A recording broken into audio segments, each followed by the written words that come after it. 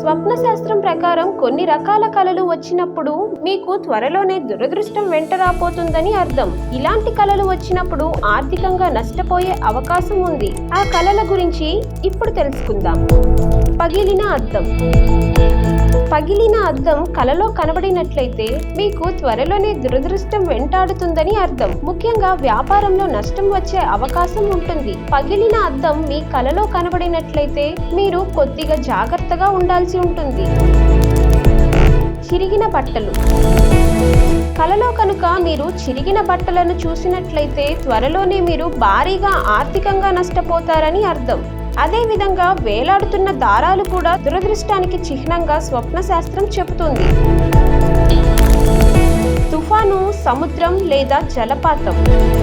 కలలో మీరు తుఫాను కానీ జలపాతం కానీ చూసినట్లయితే మీరు మానసికంగా ఆందోళనతో ఉన్నారని అర్థం. స్వప్న శాస్త్రం ప్రకారం మీ కలలో తుఫాను, సముద్రం వచ్చినట్లయితే వైవాహిక జీవితంలో అలజడులు వచ్చే అవకాశం ఉంది. గందరగోళం లేదా తప్పిపోయిన మార్గం. మీరు కలలో ఏదైనా ఒక అడవిలో చిక్కుకుపోయి దారి తెలియకుండా ఇబ్బంది పడుతున్నారు అంటే త్వరలోనే మీరు ఆందోళనకు గురవుతారని అర్థం. అలాగే ఆర్థిక నష్టానికి కూడా ఇది ఒక సూచనగా చెప్పవచ్చు. పళ్ళు ఊడిపోవటం.